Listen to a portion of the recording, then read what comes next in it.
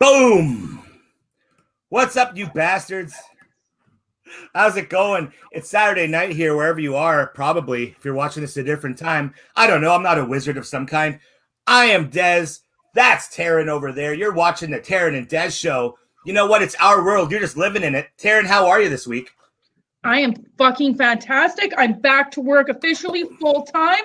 Quarantine Queen life is over.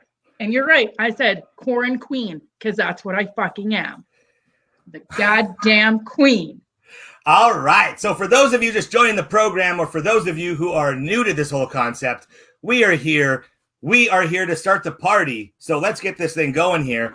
If you got a drink, have your drink. And if you are smoking, then smoke them if you got them. Because we are here. We are here for a good time. And I don't know. We're here for a good time tonight. That's for damn sure. What's up, Peter? How's it going? As always here, guys, litter the chat here. Let's get this going. Hello to all our cruisers. Hello to the cruise family. Everybody else who's watching, thank you so much for tuning in. We love the support. And I think you're just here to see some wild shit.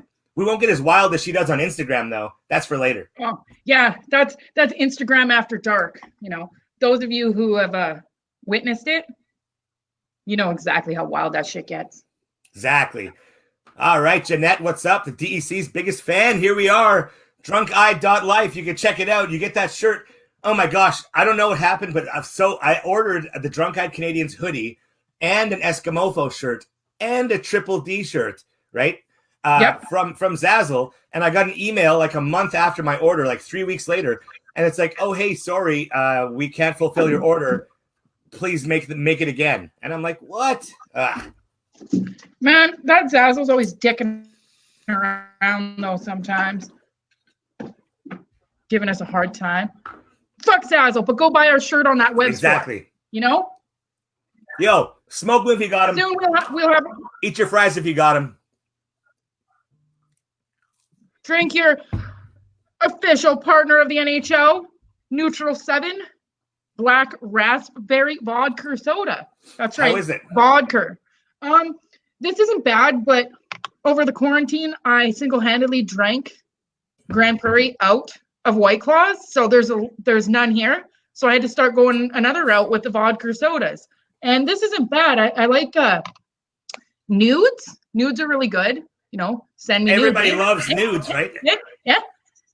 And then social, they're really good too. But this is all right. It does what it's supposed to. Gets you drunk. Oh, that's awesome. We good. That's awesome. So you've been back at work. What do you see when you go down there? How are things looking in GP as far as like, you know, the whole ending lockdown? Are people being respectful of it? Are people wearing masks? No, some people are, some people aren't. We get a lot of people that, like, not just in my work, just people all over the city that says, oh, it's just a fucking flu. It ain't no fucking flu. The world shut down for 2 months. But like the spike in cases already just here in the city. Yesterday, there was 2 brand new ones that was announced, I guess, or uncovered. I don't know. But yeah, no, people aren't taking it serious up here. They haven't. So it's pretty shitty. You should be taking it seriously no matter where you are in the world, honestly, at this point, you know? All right, so here we go. I know you didn't tune in here to the show this week to see us ramble about bullshit. You came here for a very special reason, because one of our best friends of the show, one of the DEC here, very proud to have this man on the program. We will have him on here. The drum roll, please. Here we go. Bang! There he is. What's going on, fuckers? There he is. The man. The What legend. an entrance. Dave Spivak from Dave Spivak Project. This man, let me tell you, this man is an amazing friend of ours here. He's a minstrel. He's like a wizard with the guitar here, with his lyrics. We love the music. How are you this evening, my friend? I'm fine. How did you guys get such good video? I just bought this webcam, or you told me to buy this, Dez. You're teaching me the way, and this thing looks just as shitty as it did before, I think.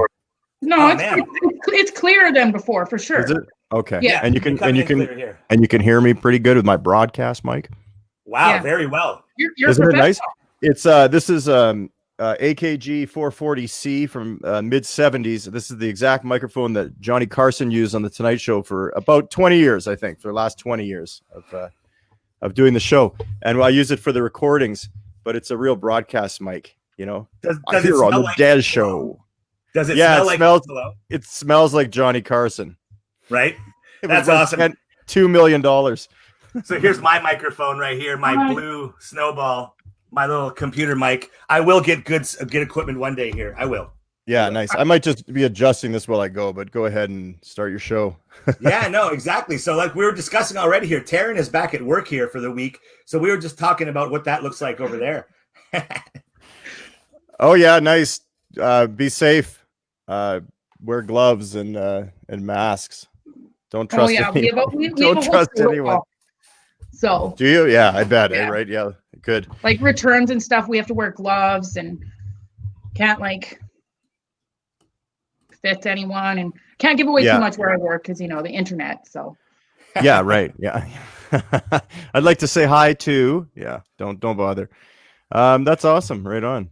That's super rad. So Dave, now you've obviously been on this big media blitz here, we'll call it, for your new single Winter Fog here.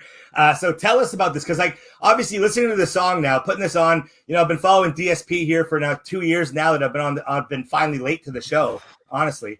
And this sounds different than other recordings that I've heard you do, and even your live stuff. Like, what is it about Winter Fog that's putting it apart from the other ones? This microphone. Yeah, This mic right here. Yeah. No, a lot of things. I mean, but this is one of them. I'm working with a producer that I had met here in Calgary, and we just we hit it off right away. He's got old equipment. We're like-minded. We speak the same language musically. And it was also just an evolution to it. But I am getting that a lot. There's a mandolin that's playing in that song in the background in one of the tracks, and it's got its own space, and it's more in a country style, a little bit with that. And that's our friend Brian Fox from the Brian Fox Band. Hello, Brian. Greatest guy. He's a cruiser. And he helped out and did a track, and I think it really did change things a bit. And then just changing songwriting and stuff and styles. You're going to find the whole album is a little bit more like that. There's stuff that's a little heavier, but there isn't really the big heavy Waiting There for You or any of those songs. And that, not to say that I wouldn't do that again, but just for this project, it's going a little more rock roots, I guess I would call it, in that realm. That's cool. So you talk about the older equipment. Now, being from film, I know that if you got all that old equipment together, you can make something that looks pretty rad. So I imagine with instruments, it's the same way. You're using these old amps, these old microphones. Can you talk a bit about like the different sound you get from that? Well, I always have used that. I've always used in the last project too. It was just heavier style music, but I worked with a great producer in Winnipeg, Len Milne, at Bedside Studios in the North End. And we were using old amps. Like we was using 57 Fender Deluxes and really old guitars and the old mics. I mean, everything tube. But to each their own. There's a lot of people that just plug in and DI and go in and they're happy with that. It's not my thing, but it still sounds good for a certain style, I guess, right? That's awesome, man. That's awesome. hell yeah. I'm the only one not wearing glasses. Hang on. I'm going to change this. There we go. It's because I can't see. I can't see either. I can't see either. We're the Four Eyes. The Four-Eyed Monsters. Aren't we already the jerk-offs? Come on. How many names are we going to have let's here? take it back old school. We're the jerk-offs, all right? That's true. Yeah. But good call, Dez. That's what it is. It's just a change of scenery that way. And like anything, I'm sure the next album will be a change of this one. So it's just changing it up and having some fun. But good year. That's awesome, bro. That's awesome. And so I've seen a bit of your basement studio. How's that coming along? Your whole setup down there? This thing? This is not a big deal. This is a couple pieces of wood. I've got some old paintings that I just pieced together here. So this is one of them that used to be in one of my apartments. So or homes. So yeah, I just built a little half a box, but it's all plywood. So I get a little bit of a room reverb type thing, and it's an unfinished basement. But I mean, the studio, we just haven't been going in because of COVID. But I am able to track from here and do things. And I do have a little vocal booth that I've been using from here. So that's working really well. I went and touched the camera. Now I'm going to obsess with it the whole time. Nice. You are a perfectionist. If I say one thing about Dave Spivak, it's that he's a perfectionist. Yeah. So Teryn, what have you got? Throw Dave a question here. What do we got? All right. When putting a set list together for a show, is there a certain mix of old and new you go for, or do you play off the crowd? No, I do what I want to do that way, and there's a reason why. Besides the arrogance of it, a real reason, like the truthful reason, is I use a capo a lot. At least 4 or 5 of my songs are capoed throughout a 60, 70, 80-minute set. So I line them up properly so I don't have to be pulling it off and then retuning because we don't want to hear dead air coming from the audience. I love you, Dave. It's just then I have to tell a lot of stories while I'm fiddling, and I just feel more comfortable going from song to song and then finding a spot. So most of the time, actually, it should be more about the energy and that, and sometimes it is, but I'm not gonna lie, a lot of it is because of the tunings of the guitar, and depending on how many guitars I have. If I'm in my hometown, I'm not traveling, and I've got 4 guitars in me, then it's no problem. I just go pick it up and put it on. But yeah. And that was what I was gonna say was like, what if you just had like the 6 guitars lined up, bring them all on the boat and tell Chris you just fucking need to have them because you're gonna let the crowd dictate when you sing, right? Like that's hilarious. Tell the border that's the problem. Yeah. Oh yeah, I guess Start shipping them now. Maybe they'll get there in time. Oh Christ! That's good question. Awesome, good question, Teryn. Actually, you can credit that question to Karen Rose, a fellow OG rager too. Oh, yeah, that was a Karen question, actually. So Karen Rose, Karen bringing the heat here. That's awesome, man. That's good shit. Hell yeah, always. He's just always getting stoned too. I love that. Dez just starts eating a sandwich. He doesn't give a shit. He's got his own thing going on. Got a bag of fries right here, actually. Yeah. Oh, beautiful. Living my fucking best life. I have a bag of Chinese food right here that I'm waiting to crack into after this interview. Because I figured I might be able to sneak the odd fry right now and then during our interview. But what is a Chinese restaurant like where you live? Like that's a common thing, or is there one or two, or is it a? So there's the one in town. There's the one guy, the place at the Roost here. They've been here for like 40 years, right? It's an awesome, well-established restaurant, and they've always brought up a cook that could do Chinese food, right? So there's always vacations. That's the one thing about being so remote in the north is that there's always that like 3 or 4 weeks of the year where no, sorry, he's on vacation, right? He's out of town, so we can't make it right now. So you're kind of in a little bit of a drought. And then as soon as he comes back, it's literally on Facebook. You'll see it on like getting notifications being like, yo, it's back. Call now. Small town, man. That's great. And it's great food. And it sounds like such a great place. We should be talking about your town and not me. I would love to go there. I would love and you will one day, man. Like I said, we still have to, like, all these moose are just walking around like really self-entitled motherfuckers because we're not bagging any of them, dude. I'm telling you, this is exactly how we met on the Chris Jericho Cruise #1 is we were at the casino bar talking about being drunks, I guess, and where are you from? And it's like, oh yeah, cool. And like, I remember meeting you. I do. I remember you were the only guy with the blonde hair and the only guy brave enough to wear a Lakers jersey. And I spotted you, and I went, I got to talk to that guy. That was so funny. We the Lakers thing that was on the Rep Your Roots night. I wore that specifically because I'm a fat, sweaty dude, and it's the lightest shirt that I have. Right. That's the only reason I wore it. And everybody's like, yo, I love Kobe, man. I love LA. And I'm like, why? Right, the shirt. Oh, yeah. People are like throwing up gang signs to me like I should know what's going on, And I'm like, yeah, no, it was fine. I grew up a Celtics fan, but it's okay. It's okay. Oh, seriously? Dude, I've actually got a Paul Pierce jersey I was going to wear tonight because, like I said, sweaty fat guy, right? And it's actually made out of towel, so I could just like Marlon Brando myself all night here, just That I understand. I like that. Awesome, man. Awesome. Oh man, that's good shit. That is good shit. So tell me now. So you're recording music here. You've got Winter Fog coming out. What's next? What's next? What's coming out next then? Well, I'm not sure yet. I mean, we have 4 in the bag, and we got another 3 to 5 to finish, and they're coming fast. I don't know. We have 2 ready to go, and we're just working on lyric videos again because I don't feel like it's. I don't know, man. I just put it out with a lyric video, and a lyric video like Winter Fog. It's just great 3D fonts. People, don't have a lot of attention today to spend a lot of time. If you put an audio file out, you know, it's probably just going to be next and not cared about as much as a good lyric video, a good one, not just anything. So we're working on that. My buddy that did Winter Fog is Dan Caldwell in Winnipeg, and I mean, I wouldn't use this tune loosely, but this guy is a genius. I literally just said, look, here's kind of what the song's about, and but I want you to put your take on it, and he did, you know. And it's like I said, you know, it's a struggle in the verses. You find some love in the chorus, and then you got to repeat, because you're only as good as your next week. And if you don't maintain that, it's just a bunch of hell and shit in your life. So so he just said okay, and 2 weeks later he sent me this thing, and I thought I was going to see like a purple background with some lyrics, and I mean, I didn't know he was doing this stuff style, right? Like I wish I could remember what it's called, and if there's anyone watching that knows film, it's called it's like Robloxing or something. It's not that, but it's some kind of technology where the words, the fonts it looks like they're hanging on strings and they're going through the trees.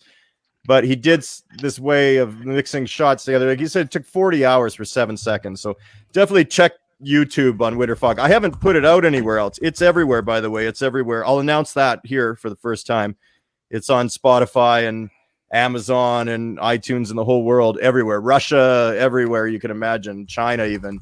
But it is... I have not done any promotions for that at all. It's been strictly on YouTube with the lyric video. So that's what we're...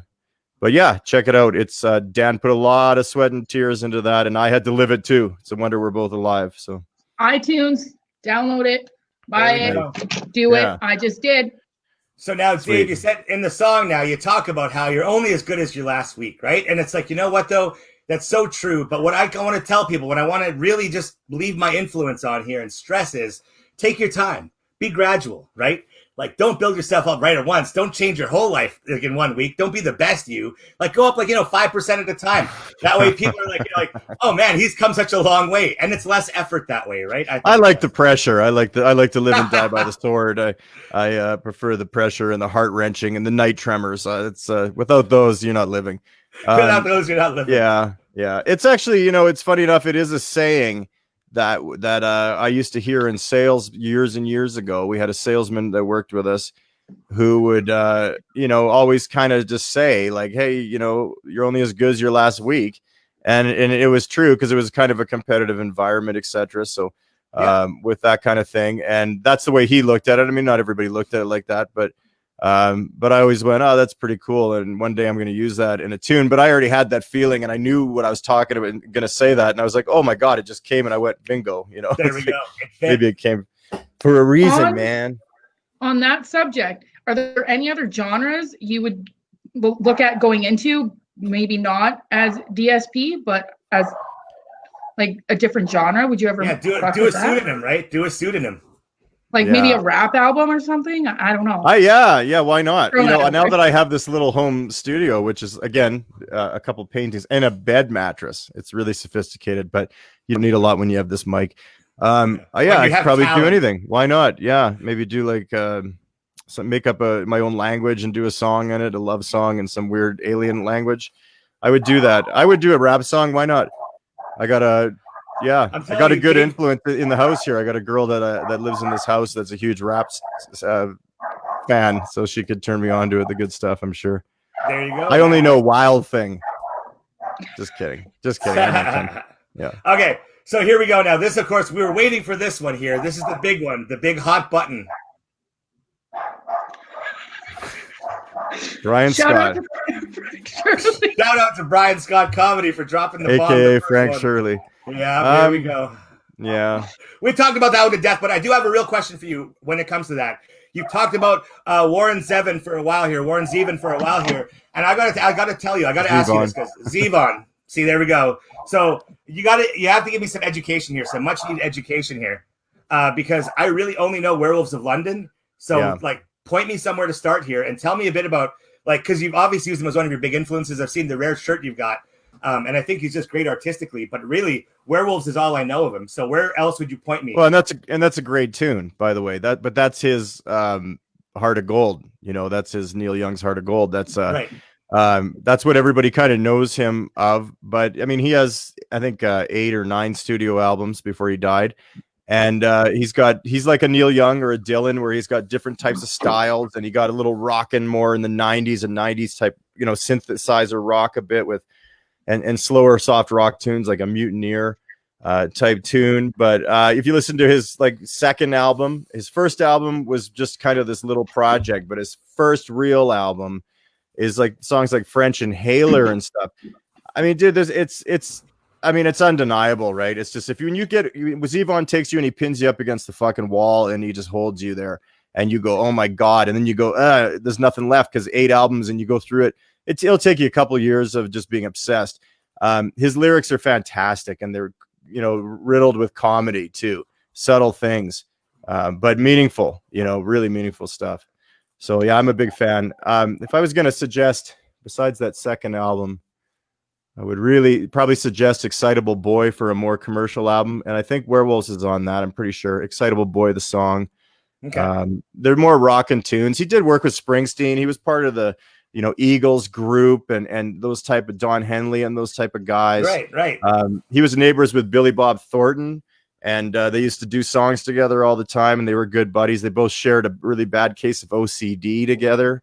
Yeah, man, he's like I've read a lot of him, and yeah, he's fantastic. I mean, he's amazing. He was the craziest mother effer ever through his drinking days, which I believe in about 83 is when they had one of the first Hollywood interventions, and he was the subject, and he got off the booze completely, okay, but still had this crazy edge of, I'll just say it because there's books written and everything. Now I'm friends with his ex-wife on Facebook. But she wrote a book that's fantastic. It's called I'll Sleep When I'm Dead, Crystal Zevon, the story of Warren Zevon. And I mean, we're talking this guy, he was, a total sex addict on the road. Like he was banging chicks left and right, groupies galore. And in the books, they talk about this very openly because he kept little, he would keep thoughts and that of what he did on paper, and then what he said to his ex-wife, I want you to publish this when I die. So it's an incredible book. Wow. About this, like basically a maniac. But when he died, his son went into his apartment to clean it out, and it was usual Zevon mess, but he found a bunch of pornography tapes, and he was like, oh wow, dad must have been into porn, and he put him on, and it was Warren Zevon having sex with porn stars. Wow. Yeah. So, I mean, and this is not, by the way, this is not why I like this guy. Of course not. He's just living the Dave Spivak life here. I mean, no, not at all. No, not at all. Very boring. I wear sweatpants. No, this guy was a total nutcase, right?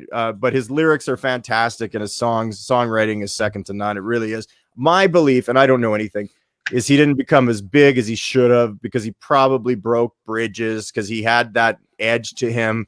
And you have to, if they don't love you, you're dead. We all know that.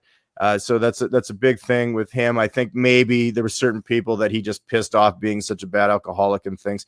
But I wouldn't know, and I can't. I mean, I don't know. I was too young to hang out with the cool Zevon or any of those guys. And I lived in Winnipeg. What are they going to do? They probably never even visited. So now you said he made about 9 albums throughout his career. And again, this is just you educating me because I can't just Google it in front of you. So now, over the span of how long was this? Like, was it decades? Was it a short amount of time? That's probably like 79 to I think he died in 2004 or 3, somewhere in there. Yeah. Okay, so it is over a good length of time then here. His last album was called The Wind, okay?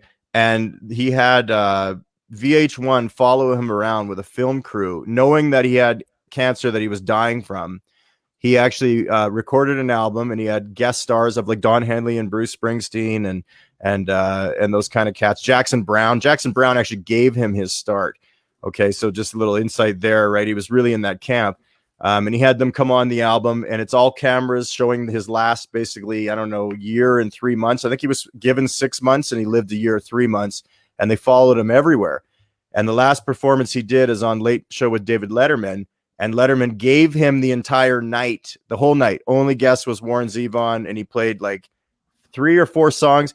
He definitely was cancer ridden. He was in a suit that was baggy. He looked sick. Wow. And I think he died 3 months after. But yeah, it's incredible when you see this stuff and how good. And Letterman was such a big fan Letterman's never done. In fact, no Tonight Show, Johnny Carson, Jay Leno, none of these guys have ever devoted a whole show to one guest. And that's what Letterman did. He was such a huge fan. That's how I got into Zevon or heard about him, was through Letterman shows. And when Paul Schaefer would be sick in the band, they would put Zevon in. He would fill in and do a whole show. So, and Dave just loved his sense of humor because his lyrics, they're super insane, you guys. Like, honestly, it's like just certain things that are like super meaningful from the heart with like this super twisted little bit where you go, oh God, that shouldn't be in a lyric. Okay. And he liked to do it on camera. Next. Okay, so here Jeanette says, so Spivak, I'm listening to you talk about Zevon here. This way, it's awe-inspiring how detailed you are and how big he is for you. If you could have someone talk about you like this, who would it be?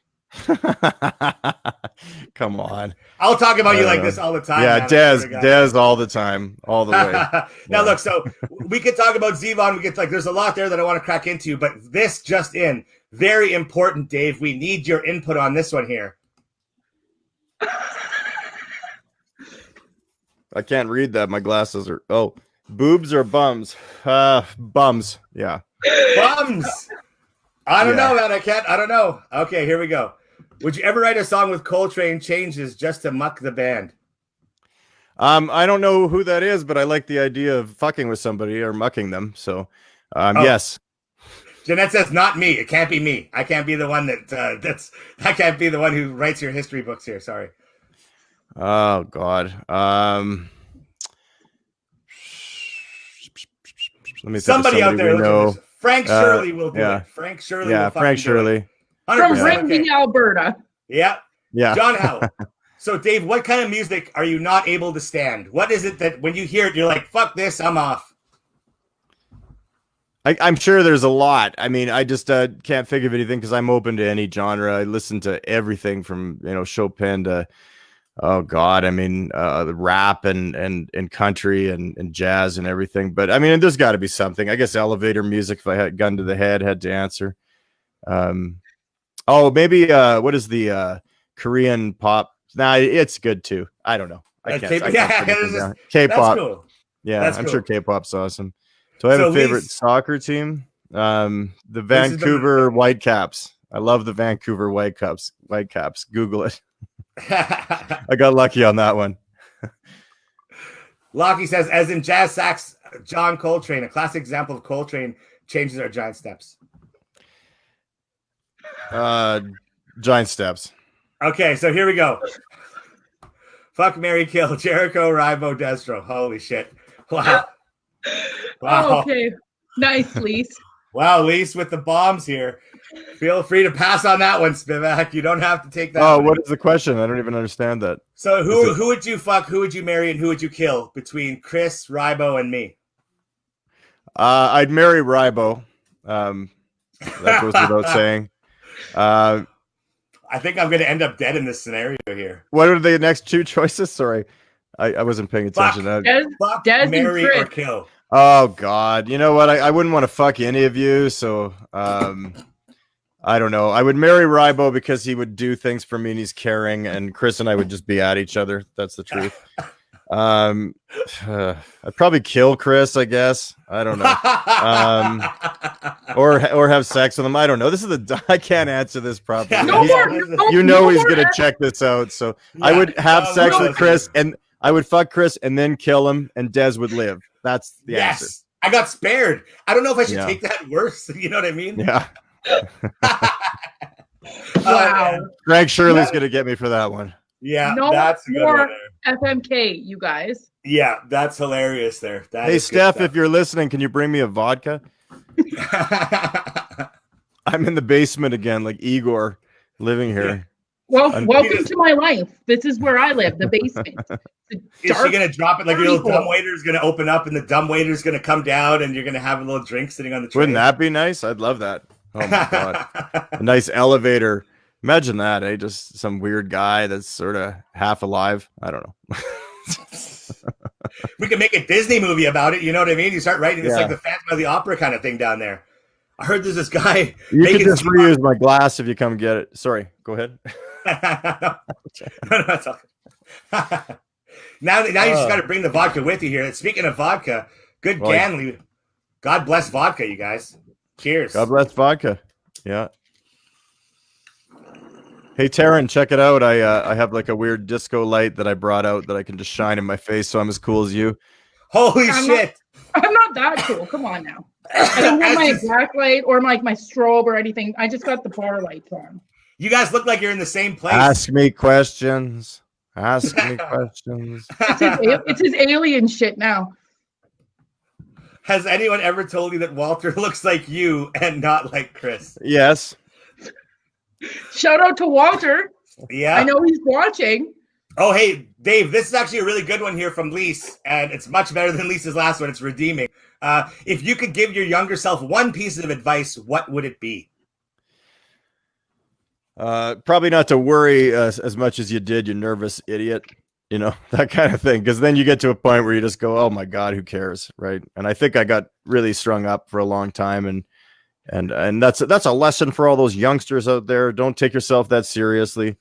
You know, and it's a hard thing sometimes. And for me with music, it's not really always a fun place. I'm not really writing these fun songs off, sometimes, but most of it is stuff you go through and it's experiences and that. And even with that, it's like, you still got to laugh at yourself. You can't, and not take stuff too serious. So good question.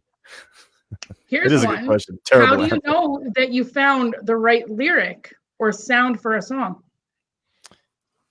Well, I that's a good question. I wouldn't even know really how to answer that. It just is a fit. It's like you find a hook that fits a feeling. And for me, I just write down things I think that are great sentences when I hear something. And I've always paid attention. You know, my family was really good at that. Like my mother and grandmother used to have little sayings. It was always that once in a blue moon and all these little, phrases. And I just love that. And I love Neil Young so much and Crazy Horse, and especially Neil's stuff. And he was so good at painting a big fat picture in 3 words. So I think with that, I think how is that it just feels right. And that's how you know. But it really is taking a hook and putting it with a feeling. And, and as that's building, it feels something. You feel something. I mean, while you're sleeping, you feel it. You can hear it in your head. And then when it comes together, you just know exactly already what it is. You got it. And, you may not know the whole story in the beginning. You only know the feeling, but man, you know the whole story at the end, right? Absolutely. So there's these next 2, and that's really good. I like that because it means like, you actually, it's coming from a place where you're not just manufacturing it. You know how some people are like, oh man, I wrote that song in 5 minutes. I fucking don't even remember what it was about. Right. Like, so that's really cool. Yeah. I'm not. Yeah. So there's the next 2 questions we have here. So now, what's your favorite pop song to dance to? And also, what is your guilty pleasure song? Like, what's that song where you're like, I'm with friends right now. Not time to listen to this motherfucker. We're just throwing you under the bus now. No kidding. Rough crowd. We don't have to end. Keep these terrible questions coming. No, I like this one.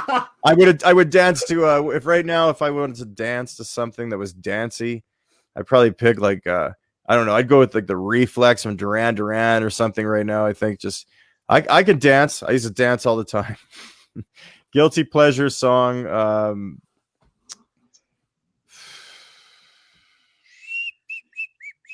I don't know. I can't even think of that.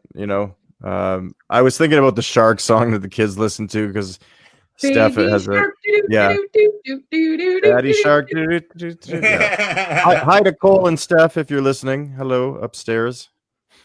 So Lise, again, this is awesome. There are other ones, but I want to get back to it. It's definitely Dez's last posting of a karaoke song. Oh yeah, really? Oh yeah, that was great. Oh, awesome. That's awesome. So that's Closing Time by Leonard Cohen there for those of you who aren't following me. Sorry, I meant to say that, yeah. You bastards who aren't following me. Dez gave it all. Did some Leonard Cohen. Have you ever tried Pink Whitney? Some good vodka right there. No, I haven't. I have never heard of that, Jason, but I'll check that out. Yeah. Pink vodka. Hopefully it's not flavored. I'm not a big fan of flavor. It is. It's pink lemonade flavor. It's not good to mix, but it's pretty damn good to shoot. Where is it, Teryn? I can see that. What? I don't have any. I drank it all. Oh. I can see that. That's how serious I was. I took the glasses off just to be like, it's good. But Remember when nice and cold. Shoot. remember when Baja Rosa came out, and it was like, yeah, it was so gross and it was just so sugary. But we used to take it and mix it half tequila, half Baja Rosa, and it really changed it up. It wasn't as bad. No, this shit, it's sweet, but it's a good shoot. Like it's pretty. It's Ryan Whitney's vodka. That's why it's called Pink Whitney. But it's pretty damn good. That's who I hope is talking about me in 10 years is Ryan Whitney. You can pick it up at Real Canadian Liquor Store. So Walter, the biggest Jericho fan in the world here, would you ever do a song with Chris Jericho? Well, would we you ever have. let him on a DSP? Yeah, we have done a DSP song years ago. I'd have to find it. I was working on a bunch of demos years ago, and he was in town, and he came in on a vocal part for sure. Yeah, of course I would. Yeah. I would work with any of my friends. I'm working with people all over the place because of the ship, by the way, which is really cool. You know, with Brian, who's in Louisville, Kentucky, and we have mastering the song Winter Fog is the Steve Brown from The Cruise, which you guys might remember. He was in Rubik's Cube, but he's a great guy. He was in Trickster. He's one of the founding members of that band, and the sweetest man. Yeah, a real great dude. Walter probably wants that track right away. He wants to listen. Yeah, to it. You probably find it and just like send it right over to old Walt. Yeah, find the track with Chris. It'll be his I would have to song. find it. It's digital. It's on the computer somewhere. I have to go through an old computer soon to find some stuff and some memories. So I'll look for it, but it would be there, I'm sure. Yeah.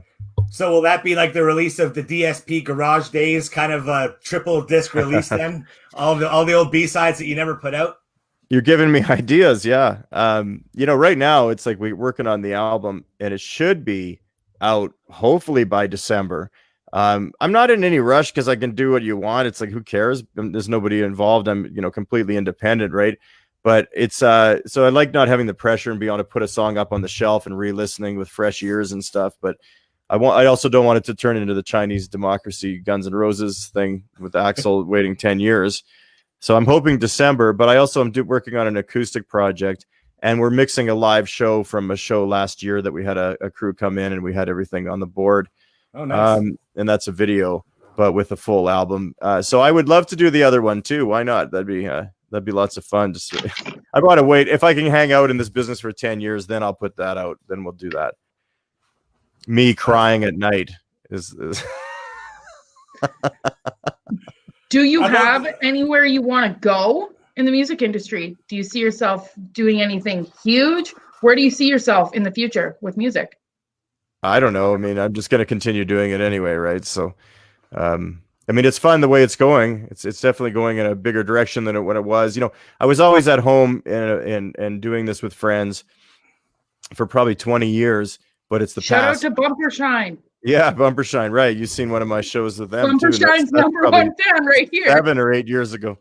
But I started going out on my own and actually record, like putting it really out there and doing things like this maybe 4 years ago. Yeah, I mean, it just seems to be getting better and better every year, and it's a lot of fun. So why stop it, right? But who knows, right? It's a tough business. I absolutely know that, but I also know that my songs are from the heart, and that's the biggest thing is to me is that's a feeling, and that's something that can never be taken away if it gets streams or it doesn't, if it gets likes or it doesn't. At the end of the day, who gives a shit? It's like the best therapy you could have ever done. That's the big thing. The first 100,000 streams, it's going to be 50,000 Dez, 50,000 Terynn. It's fine. Whatever, right? I don't think it's that much. Hey, it could be. Is this a challenge? Because I think not we on could do Spotify. it. There we go. Okay, here's one from Brian. I just want to play shows with kick axe. That's all I give a shit about, really. Hell, that'd be super rad. So Ace and Stanley versus Sweet and Fox. Who do you think is the better guitar duo?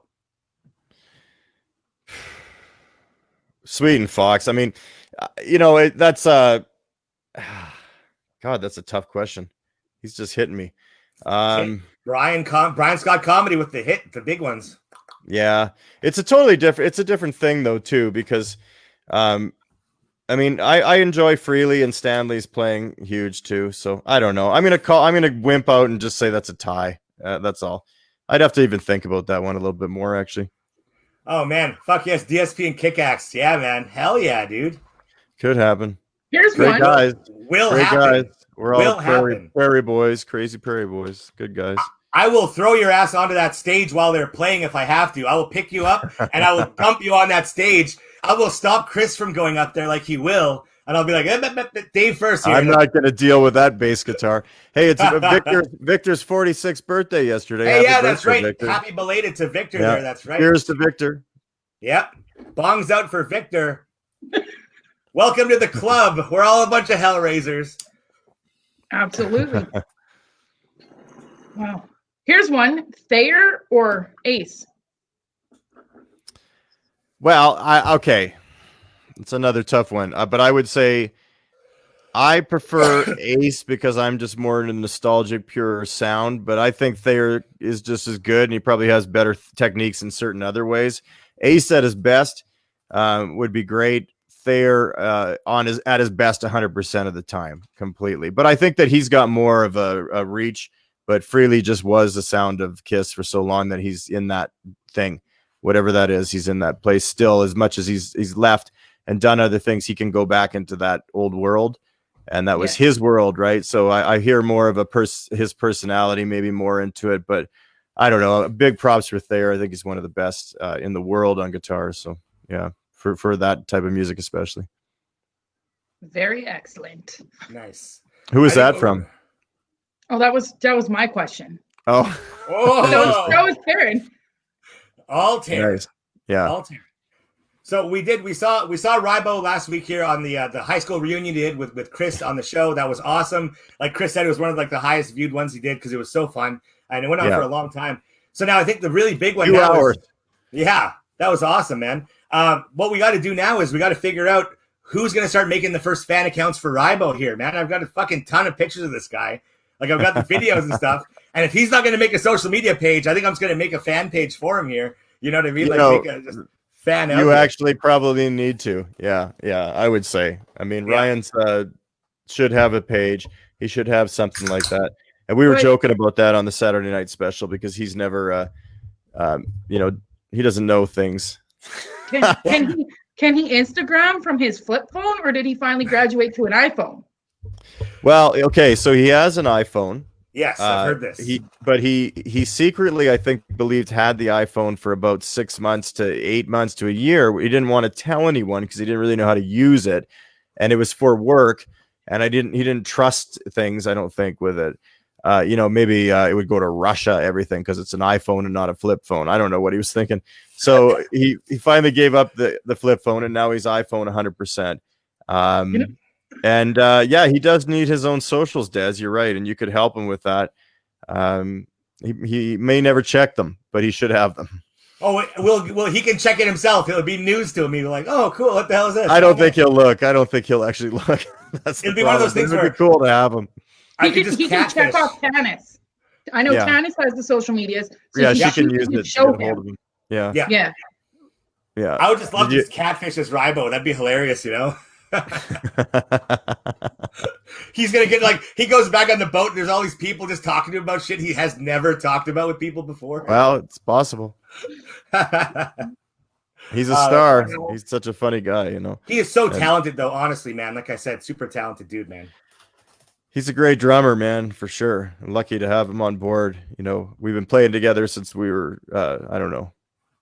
30, 28. We're 48 now. 28, 38, 48. So a bit, 20 years, somewhere in there, maybe longer. And we just connect. It's also just joking and having fun, right? It's like, he's such a good guy. Well, that's rad because there's so few people, not many. There's few people that you still can get along with for that a long amount of time, Like people grow apart and things, but it's good to even just keep those connections tight, man, with bros. That's awesome. Yeah, for sure. Like, I'm sure you guys will be the same. You'll be up there 100 years old going, all right, what's going on, dude? Oh, yeah, there's Teryn. Me and Dez will be 100 years old on the cruise and just be, I get throat cancer, get one of those things in my lungs. Like, fuck you, Trey Craig. I was about to say, smoking darts, breaking hearts. Oh, God. Let me sign that 8x12 for you, sonny boy. Did you know we were on the first Jericho cruises? That's right. Listen, we got to wrap this up. They're wheeling old Spivak out on the main stage, and we got to be out there. So we're going to make it out. You know, like fucking there I am, fucking half carrying her there. There's Ryan on the other side, the rest of the DEC behind us. That'd be fucking awesome. We're going to do this forever, though. Forever, for fucking ever, man. The cruise. This fucking partying, man. We're going to fucking all of this, man. Yeah. Well, like everything, the cruise and everything. Cruise, I was going to retire after number 1, and then they announced number 2, and I was like, gotta fucking go. And I was like, number 2, I'm done. Oh my arm, my rubber arm. They announced it on the 3rd during that goddamn song from Zoolander where they used to like tranquilize people. And I was like, I'm booking the 3rd. I'm not retired. I was like, damn it, I was hypnotized. So yeah. Well, why not, right? It's the best time. It's a fun time for sure. Party forever. Party forever. Fucking CJC 65, baby. Yeah. The 65th whammy. We're still there. I get it. Yeah, I mean, it's a great. I mean, it's so nice to get out of Canada at that time, and there's so many things to do. And I didn't know anything about a cruise before I went, so I was. Did any of us though? Yeah, probably none of us did. My first time too was like the first one, and I didn't know what to expect, and it just was so cool that if you went there, you know, you would be able to choose from. I mean, I'm working when I'm there. I'm stressed out. I got shows. It's a different thing. Yeah. But I mean, no, I have a lot of fun at night. But you know, it can be rougher. But I mean, but it's so cool to look at it. Go, God, you could go for a dinner. You could go to a bowling alley. You could go, you know, play some tennis or shoot some darts or whatever. Or go see a band or see a comedian or see wrestling or see, you know, podcasts. And that's super exciting. And they really throw a great show, you know, those guys at Sixth Man and doing the back lines for us and everything. They work so hard and everything is just done so pro that it's really impressive. Oh, we got some that's a Calgary guy. I know that guy. I think he lives in Lethbridge, maybe. Yeah, he's somewhere down south. He's a good guy. Yeah, right. Yeah, right on. How you doing, Craig? Awesome. So here we go. Lead again with a good one. So, Dave, if you weren't in the music business, what would you be doing? What do you see yourself doing if you weren't music, like writing music? I would probably try to do some stand-up, I think. I've always had this secret little routine that I wanted to do, and I may still do that anyway. You know, 2 super high-risk careers. Well, that's it. Is there a PayPal on this? Is anybody sending money? We definitely could have the PayPal set up for you and not tell you about it, or just like fucking using your name hard here. So I want to talk to you about two things cruise related. The first one is I want to ask you what it was like to be in the bowling tournament. I don't know if you have a bowling history there. Yeah. And the second one is big bowling history. Big bowling, you know what I mean? Some people do, some people don't, right? I'm gonna apologize for Terynn and Dez ruining whoever Dave was bowling with, because we walked in and this drunk fucker right on the corner to Terynn and Dez, and we're like, oh shit, we ruined this person's experience that they paid. Well, Jeff was there. Nobody had shirts on. You know, Fluffy came over with his son. There was Patron being handed out. Dave was just throwing gutters and not giving a shit. Like, it was hilarious, man. Okay. That was so funny. I didn't know who Fluffy was, and I was out of control. I just remember that. I remember just this like second night of being away, and I remember Ryan Rybo on drums is like saying, "You got to stop. You're going to lose your voice." He's saying, and he's laughing because I'm just screaming at anybody that walks in the bowling alley at this point. We're having so much fun, too much fun. And Fluffy comes up with shots. And he's like, he goes, "You talk too much." I go, "Who the fuck are you?" And that's how we met. But it was, and then the tequila, and then the next day we paid for that, and for the next 3 days. Yeah. But that was a fun night in the bowling. Yeah, Jeff and I did great on the bowling. We won that first night. I think it was against Jared James Nichols, or maybe that was the second night. Anyway, we went on to like the third night, I believe, and then we just got our asses kicked. And we were just done with it at that point too. We showed up losers. We were just head down, tired. You know, we just want to hang out with Kick Axe at this point. Yeah, like let's just go get some drinks, bucket. That's awesome. So I did want to say that too. You talked about stand-up, about wanting to do a stand-up set. You've got until February or whenever we're going to do the triple whammy, because I've got it on. I don't know. I hope we're going to be able to get an open mic on that boat, because we talked about karaoke, and I said I'd love to do stand-up, but you know, talent's all booked already. But there's a possibility. I heard that there could be an open mic maybe opening up. So that'd be huge to have Spivak on there busting out some stand-up. I'm not going to do that, but you should do that if you want to do that. I wouldn't do that. Oh, come on! I wouldn't do that there. Okay, I got enough things to think about for that thing. Oh, well, do the old, let's do the old Smothers Brothers there. You're playing the guitar and I'm riffing off jokes. You know what I mean? Or maybe we'll do something. Maybe. You could be doing stand-up and the roles reversed. DSP in the fucking crowd going, "I love you, Dez. Shine my bumper." God damn it, David. Wow. Oh, that's awesome, man. That's awesome. Okay, cool. So here we go. Speaking of comedians, Dave, who is your favorite comedian from Jason Ganley? Jason says, who is my favorite comedian? Yes. Right now, I would say Dave Chappelle. Back in the day, it was probably Eddie Murphy. Back in the before him, Richard Pryor, George Burns. Wow. Kings of comedy.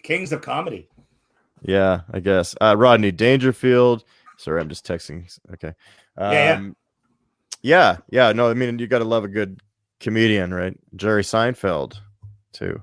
Yeah. No, I'm a big fan of like stand-up and sketch comedy as well. Yeah. I'm big Larry David is my absolute favorite, by the way. Sorry, I was distracted there. Larry David, I think, not stand-up, but Larry David is an absolute genius writer and comedian. And Larry Sanders, the great late Larry Sanders, Gary Shandling, yes. The Larry Sanders Show. Gary Shandling was such a incredible talent too, and the mixture of those guys, I believe I have a tiniest bit of that.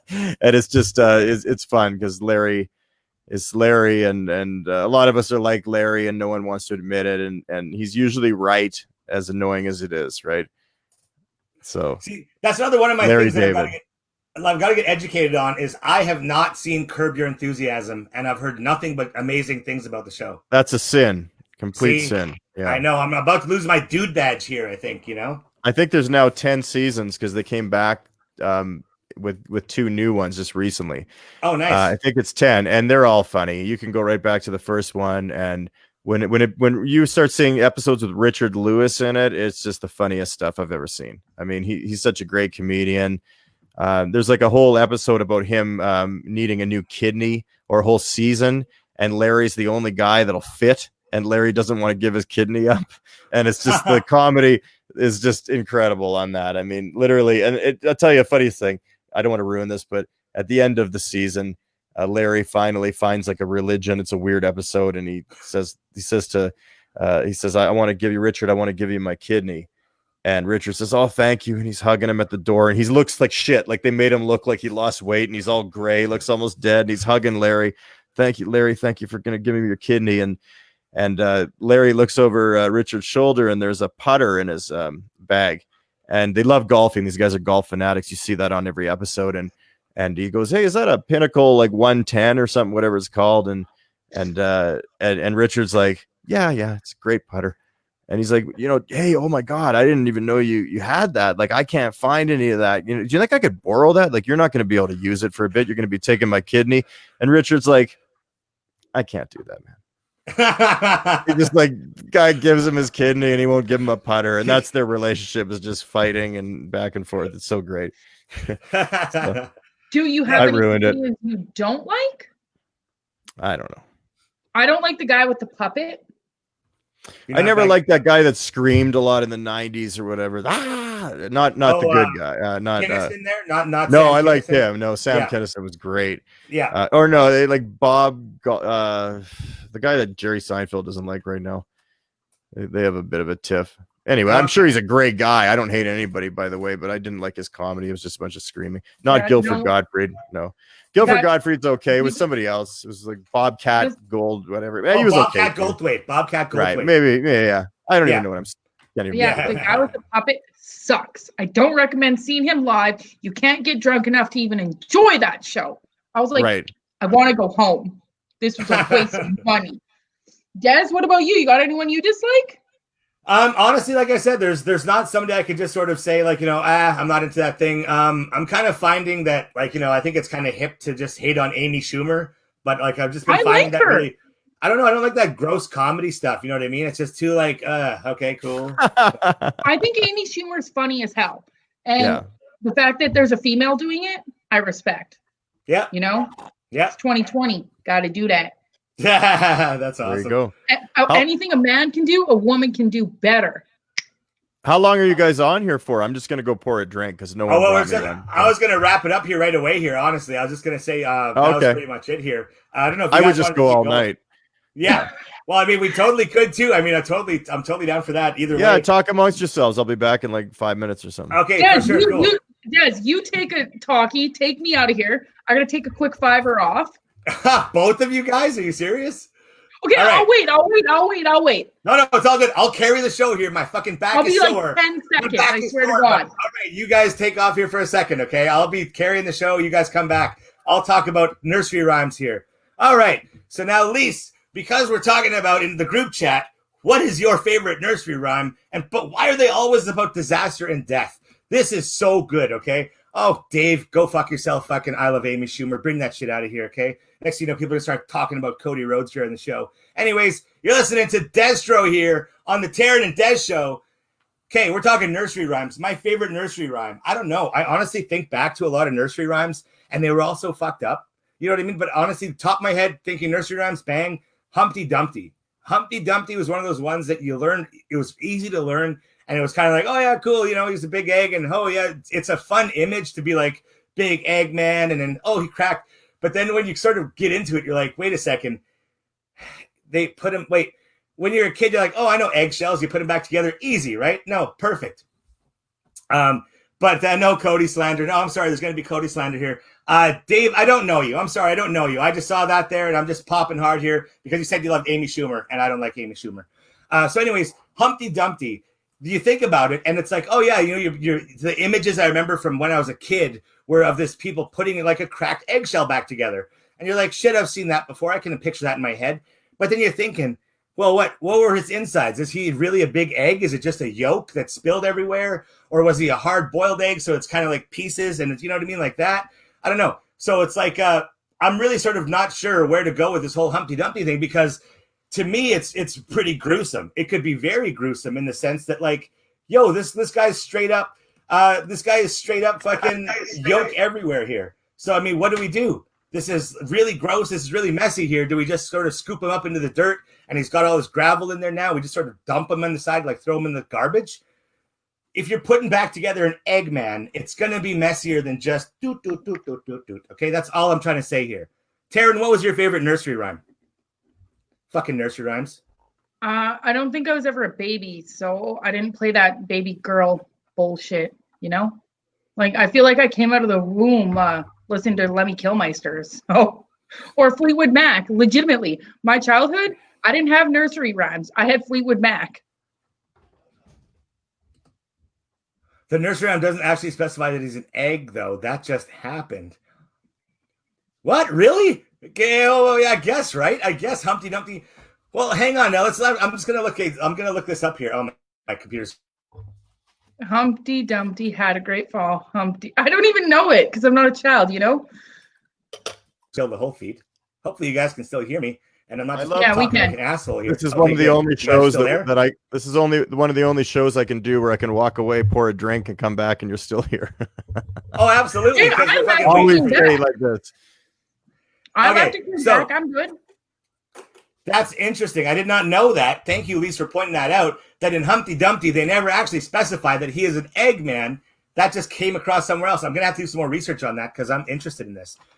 So Dave, Teryn, you said you didn't listen to nursery rhymes. You're just listening to rock music your whole life. Yeah, no, I'm pretty sure I came out of the womb and it was Fleetwood Mac going through my eardrums. Like my mom loves Fleetwood Mac. She came out of the womb with vodka. Oh, no. The funniest thing, probably 2 years ago, I posted this Transformation Tuesday, and it was me as a baby with a bottle, and then it was me as an adult with a bottle of vodka, and I was like, went from milk to vodka. What a transformation! That's funny. Okay, so Dave, just before you left, Dave, Lise came up with that question about nursery rhymes. What's your favorite nursery rhyme? And I went on to a big tirade about Humpty Dumpty and how fucked up I think it would be to try to put a man who was made of egg back together. And that's when she said, I don't know where the egg came from, but it wasn't originally egg. He was just a man that fell apart. So I don't know. Anyways, what's your favorite nursery rhyme? What do you remember from being a kid? Hang on, I'm just texting Chris. He's asking me how the show's going. Hang on. He just asked me. Fuck off. What? He just asked me my favorite nursery rhyme. Nursery rhyme. We learned Teryn came out of the room with vodka. Nursery rhyme is. All right. Okay, so there's the backstory here. Apparently, it's Walter's fault. He asked how people get knighted, and Lise explained to him the code word for when the queen dies is London Bridge has fallen, and then nursery rhymes. So that's how we got to Walter. Yeah. How about that, Walter, bringing up nursery rhymes? God damn it. Yeah, I don't know where to go with that. I may go to the Smurfs, something like that. The early Smurfs, I think. I don't even know. I can't think of any nursery rhymes except for Humpty Dumpty. What were other ones? Name other ones. Twinkle, little star. Yeah. The fucking little Jack Horner. Jack and Jill went up the hill. Yes. You know what I mean? I only know PG nursery rhymes, or not PG ones. So maybe we don't PG go there. ones. Yeah, I wouldn't. Go there. Would Goldilocks be a nursery rhyme, or is that just like a childhood story? That's a story, I think. Yeah, I don't know. You know what? We're just gonna blame Walter on this one. Let's just blame Walter. That's what we're gonna do here. Yeah. Fuck you, Walter. Fuck you. Yeah. Jason, Teryn's been crushing vodka since birth. Speaking of crushing vodkas, cheers everybody out there. Vodka cheers. sodas. Oh, the cow that jumped over the moon and the dish that ran away with the spoon. Man, we're getting heavy into these nursery rhymes now. Here on the Teryn and Dez show. This is what happens in the second hour, motherfuckers. If you stick around long enough, we bust out nursery rhymes and shit gets crazy. That's what's going on. Well, and that's the thing. You never know where this shit goes. Dave, do you think you could ever do enough drugs to be a children's entertainer like Fred Penner? No, there's nobody can. Thank you. That's the right answer. I mean, I'm trying. I'll get there one day, right? But I don't think I'll be a children's entertainer, that's for sure. Well, Can you imagine that? On CBC Gem here on the new app, I was actually watching the first episode of Fred Penner where he had Mr. Dress Up kind of give him that, that sort of shine to say, look at this new guy, right? And I didn't know that. Kind of passed the torch. Yeah, I totally passed the torch. And what a fucking rub, man. And what a wild intro, though. It's literally just Fred Penner, this dude, this hippie who is now we know was on LSD and acid and shit. He's just literally walking, fucking crossing rivers and creeks and just going in the woods.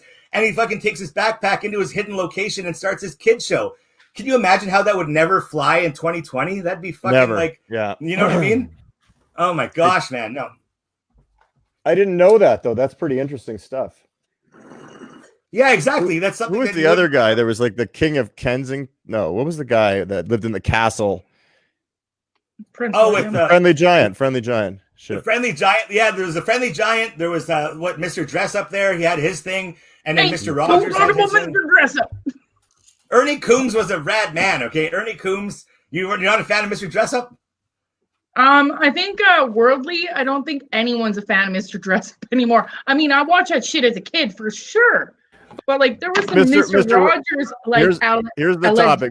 Rogers or Dress Up? Which one? That's a tough one for me because I like Casey and Finnegan a lot. You know what I mean? I like that tickle trunk. I always had a real question. I always thought to myself, I was like, how the fuck does that tickle trunk work? Is it just hollow from the bottom and there's somebody passing shit up to him? Or do they just like change it every time it's off camera, right? Things that blow my mind at 37 years old right there, the tickle trunk from Mr. Dress Up. Yeah, I like it. Did you guys see the Tom Hanks movie there? The Mr. Rogers biopic? That was awesome. No, I don't fuck with Mr. Rogers. Why? I just don't like Pee Wee Herman, Mr. Dress Up, Mr. Rogers, whatever. I don't fuck with that shit anymore, man. What? Come on now. Paul Rubens was one of the best. That stuff's damaging, man. You gotta stay away from that. That stuff is way too crazy. I guess the moral of the story is don't be a children's entertainer, right? No, for real. Except for the big comfy couch bitch. He was cool. I've heard there's good money in it, though. And all those guys were pros at it. Mr. Rogers really, I mean, I'm sure they both dress up in Rogers. It's so funny to do a topic on them. But Mr. Rogers, from what I can tell, he really did try to change the world on racism and a lot of great stuff. And I don't know what Mr. Dress Up did, but I'm sure it was the same thing. They were Friendly Giants and Friendly Giant, right? They're all just friendly guys. Look up. Yeah. No, way up. They love kids. Hey man, that's what it's about. You know what I mean? There's a lot of people out there that just have the good interest to entertain. Myself, I don't have the patience for children. I mean, like, fuck off with kids. You know what I mean? Like, just don't even bring your kids around me because they're just gonna learn new words they shouldn't know. Well, how nice of you. Well, I mean, what? I'm a man from a different generation. You know what I mean? I didn't have role models growing up, so it's a little bit hard for me to be like, eat your vitamins, kids, and shit like that. It's like, do what you want. Yeah. Go eat some ice cream for breakfast. Go ahead. Well, they'd love you. Well, that's it, right? I think I'm a good older brother kind of uncle character. Definitely, I don't know how my kid turned out so awesome, man. She is. She's beautiful. She looks just like her mom. Yeah. Thank God she didn't come out looking like you. Jeez. Here we go. Oh, so how's that Chinese food? Have you had any yet? I haven't had any yet. It's going to be microwaved here. I gave up my hot dinner for Dave Spivak. That's awesome. Yeah, the goal is that you don't eat it. We just stay on the air all night. That's my dinner. Absolutely. Oh, the gummy cup. What's your favorite kind? None of these actually. These questions. My favorite gummies are like I don't. In What order. is this? In order. E show. Also, disregard these nails. Quarantine. But I don't even know. Is that a C show? Like, I'm not too sure what that is. I don't know. A Mandarin orange slice, I think. I've been eating. We've been eating these gummies that are. They have sativa in them, so there's like zero sugar. I can't remember what they're called, and they're just ridiculously expensive. They're super good. Yes, but they're so expensive that it's like basically we smoke a carton of butts a week. It's just terrible. It's a constant thing, man. It's like 12-pack, $40 from Amazon, free shipping. Yeah, $40 for a 12-pack, a little 12-pack of gummies. But you can eat as many as 3 grams of sugar for an entire pack, right? So speaking of smoking darts, that's how me and Dave connected on the first cruise. That's how I must have been really loaded. Or Canadian because I was smoking exports. Oh, probably, yeah. That's funny you mentioned those gummies. My diabetic friend actually ordered them all the way up to Inuvik and gave me some of them, and I was like, oh, because he's like, yeah, that's what he said is there's no sugar, like virtually no sugar in them, and they're stevia sweetened or whatever. So stevia is the key. Stevia, almond toast or almond bread, and just you got to throw it through the toaster twice so it hardens up. But yeah, then there's for sure that's the way. I mean, sugar's evil. That's what I think, but I'm not going to preach. We're actually doing a show here.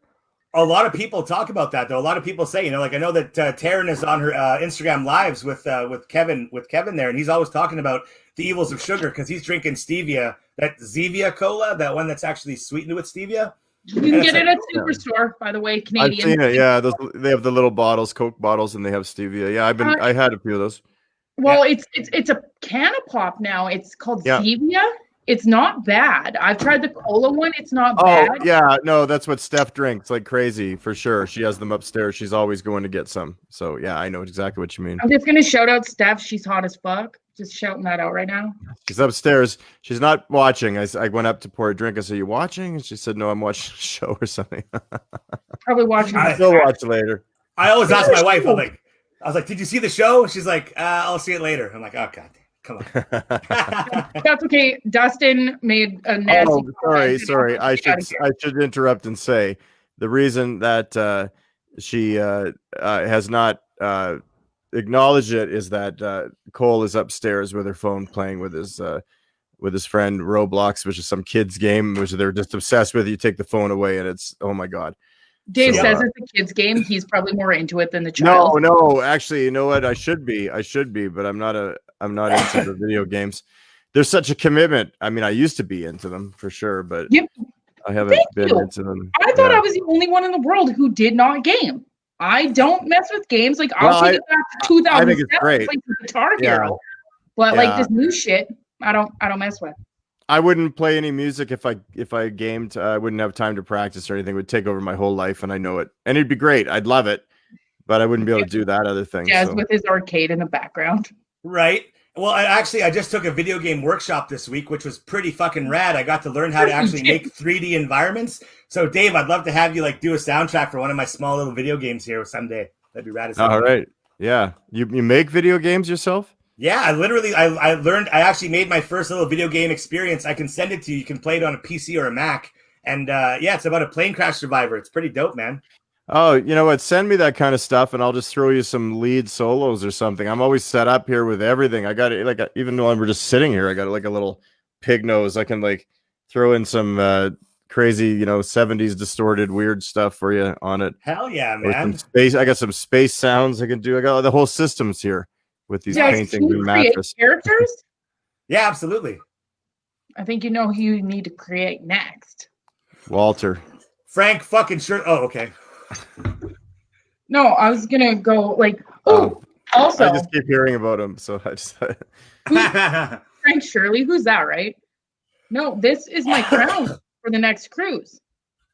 no new friends. Oh God, that's great. The queen of the DEC, she got to have a crown, right? So I'm like, Stay away. Don't want COVID. It should just say. Yeah.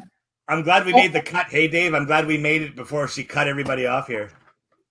Right. Yeah. Which that's the perk of being the queen of the DEC. I can cut people out when I want. Dean Midgley, the queen, the king, and a fucking legend. You decide the order. I'll take the queen. I'll be a queen for a day here. Oh, that's awesome. That's awesome. Well, honestly, Dave. So cheers, brother, man. I know you're having a couple. What are you drinking right now? Tonight it's Tito's with club soda and a little splash of lime, a couple ice cubes. When did Tito's become a thing? Because now I saw it on the boat. I've seen now you're drinking it. Like, when did that become a thing? Tito's has always been good, bro. It never came to Canada though for a long time. Okay, thank so you. There we go. and even when I would go to the States, which I used to do a lot, it was always just we would do Grey Goose, Kettle One, or Belvedere. Those were the three top shelf vodkas. Right. I didn't even know of anything else. People would try to turn you on to something else. I just wouldn't have the same kind of aftertaste that I liked. What? And then when I tried Tito's, it really has a bite. It has a good bite at the end. And I actually, subject to like, probably a huge dilemma, or not dilemma, but a big talk about differences here, is that Tito's to me is better than Grey Goose. Just going to say it right now, because I just love that aftertaste. I love how it just sits there and kind of, it's nice. What is your take on Ciroc? I don't know it. You haven't tried? Oh dear God! You need to try Ciroc. That shit is. I only drink vodka and I drink Michelob Ultras. Like I used to drink real beer, but I'll be like 500 pounds if I drink real beer. So I just drink Michelob Ultras. You want to hear a fun Grey Goose fact? Kirkland vodka is made in the same factory as Grey Goose. It is Grey Goose with a Kirkland name. I know that. I've had that. Yeah, I've had that. I've had bought that. We all know Kirkland. Yeah, I know the bottle. It's got the black. It only comes in a 60 ounce. Yeah, because it only comes in that size. I know it. I bought it many times. It is good. Yeah. The best vodka is under the counter. Potato vodka made in a bathtub. That's what I'm looking for. I had a bottle of Goose. I was going to take a shot, but I lost it. I had a drinking contest with some Chinese students from the University of Calgary about 15 years ago, 12, 15 years ago. And I got invited to this party because, and they were all Chinese. It was like I had one Chinese person I was there with Chinese people. And they were all in university and they were from China. And they were, in Canada for a year or two. And they wanted to have a little drink. They said, we hear you can drink, right? And I said, well, I can drink. And I wasn't a big drinker every day, but if you wanted to go to a party, I could probably be the last guy standing. So I drank with these Chinese guys and they wanted to have a drinking contest. I was already drunk when I got to the party. And then we drank nothing but potato vodka straight. And I ended up taking photos of all of them passed out by the toilets and stuff throughout the night. And then I texted my friends and then, and I, by the way, I wasn't driving. I had a friend that was sober that took me home, but I was taking pictures of everybody passed out. And looked at my phone the next day after I basically passed out at home. And it was me texting saying, oh my God, I win. And then the spelling mistakes. You can't even tell what I'm writing. Like it was just like FKJ 632, just garbage. It was like hashtag. And that was potato vodka. I thought I was sober. And yet here I am taking pictures of people barfing. And I don't know if I would have called that a win. I don't think that was a win. That was a since this is a vodka show, which one do I choose? I've never opened these. Oh, that's cute. I love those things. I love those things so much. Yeah, I'm half Ukrainian, and my family always had those little, like, pull them apart things, and Right, the little nesting dolls there. yeah. So we I got love how her nesting dolls are just right up vodka right away, just like we got Rodnick and we got Miss Lenning. Which one? I will open this in a shot of vodka. And all right. they've been sitting there. That it's actually the Rodnick has evaporated a little bit, but the lady has not. Pick okay, one. everybody, you know how we end our show. You know how we wrap this up. We get the drinks. So everybody out there watching, everybody smoking with us, drinking with us, get your drinks, get your smokes ready here. Have a shot with us. Have a drink with us. I'm like, you know what? We went from the DSP to talking about like tips on lighting and stuff, or whatever the hell that was. Or that was a dream I had. Okay. Cheers, everybody. Happy Saturday night. Here we go. The Saturday night special. Oh, shit. We can't call it that. Hang on a second.